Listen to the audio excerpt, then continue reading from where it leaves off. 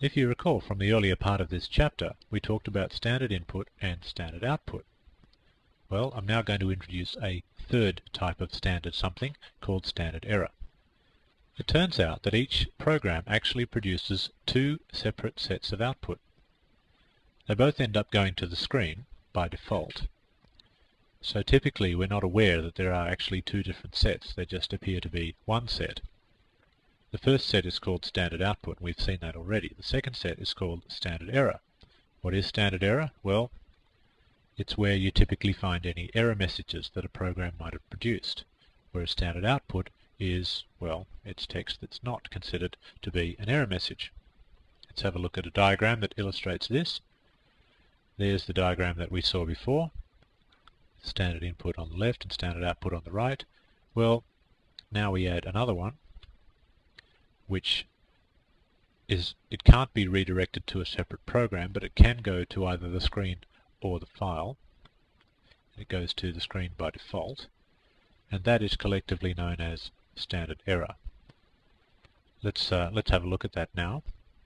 If we want to redirect standard error to, say, a file, we use the greater than sign, but we use two greater than, and there cannot be any space between the two and the greater than sign.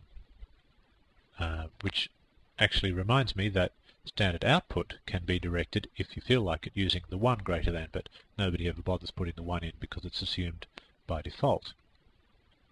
What this means is that any particular command's output can be redirected into two separate files if necessary, or one can go to the screen while the other goes to a file. So for example, you could send all the standard output from a program into a file whilst the error messages appear on a screen, or vice versa, or you could put them both into two separate files. I'll give you an example of that. If you've got a command, say called command 1, then the regular output you could send to a file called file A, whilst the standard error could go to a file called file B.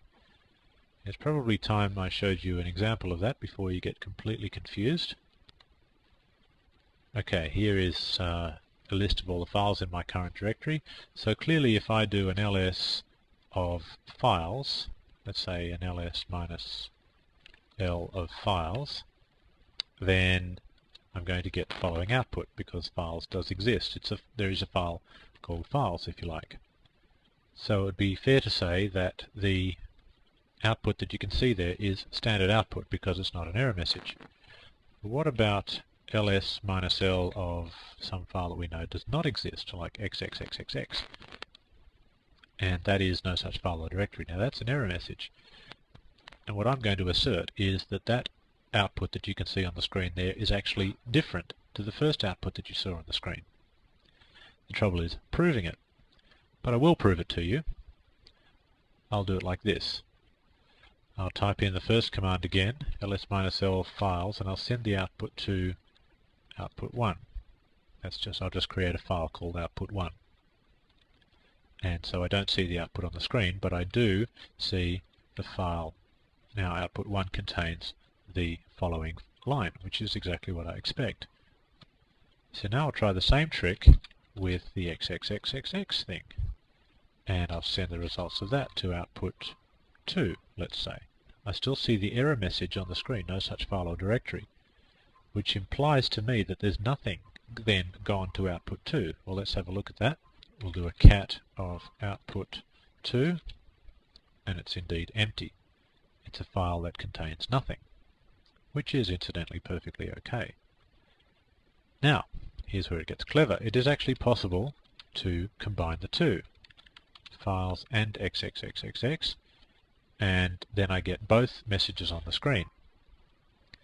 And now I'll do it like this, files xxxxx, and I will redirect standard output to OK messages and redirect standard error to messages, like so. So theoretically I should get different stuff in different files. Oh, and this time I get no messages on the screen, so the error must have gone somewhere. Let's have a look at OK messages, and there's the listing of files. And if I now look at messages, then I get the error message from before. So I'm pretty sure that that's a substantive proof that there are two different output streams going on here. I hope you agree. Anyway, moving on. It is also possible to redirect all of the output from a program to the same place, as follows. Before I show you how to do it, can you imagine how you might do it? Just pause the video here and figure out how you might get the regular output, standard output and standard error both going into the same file. And I warn you, it's not as simple as it sounds. Here's the answer. Send the output into file A, for example, and then say that 2 greater than the standard error is going to &1, which, if you want to read that in English, means the same place as number 1 output went to. The number 1 output is standard output. Now I know a lot of you will have thought, well, surely I could have just done command 1 greater than file A, 2 greater than file A. And that's what I guess everybody thinks until they actually try it and find that it doesn't work. I suggest that you try it and see if you can make it work. I doubt that you'll be able to. I'll just give you a quick demonstration of that, or at least I'll give you a demonstration of the working version. We do an ls-l of files and xxxxx greater than, say, all messages now are going into the one file, 2 greater than &1. I can't have any spaces in that little phrase, 2 greater than &1. They all has to be next to each other. And now let's cat the file, all messages, to see what's in there. And I get both messages in there. I would get both the error message and the regular message in there. Finally, it's just interesting to note, and this hasn't really got anything to do with standard error, that if you don't want to see either one of those two different types of output, either standard error or standard output, you can redirect them to a special file called /dev/null. And you can think of /dev/null, or dev null as we call it, as just a black hole. It takes anything you put in it and it just vanishes into thin air. It's a special file in that regard. It's not like any other file on the Unix system. You can think of it as a garbage bin for output, which is nothing to do with recycle bins for files, because we're not recycling files or putting files into garbage bins or deleting files. All we're doing is essentially ignoring output. If you want to ignore some output, redirect it to dev null. Let me show you a really good example of why that is good to do. Let's say I wanted to search the entire system for a file called ABC. Well, obviously I use the find program for that, so I say find, and I specify that I want to start in the root directory because I want to search the entire system, and the name is ABC. And off we go, and I get a bunch of permission denied messages. And this program is actually going to take quite a long time to run. It's just going to process away. There's some more permission denied messages. It's just going to keep going with a whole bunch of permission denied messages. And it may actually find an ABC, but it's probably going to, if it does find the ABC, it's going to scroll past so fast that I won't even notice it. Now, I've just interrupted it because I want to show you a much better way of doing it. A way of doing it in such a way that you actually get to see the ABC if there is one. And that is, of course, to send all these permission denied messages to /dev/null. So let's try that.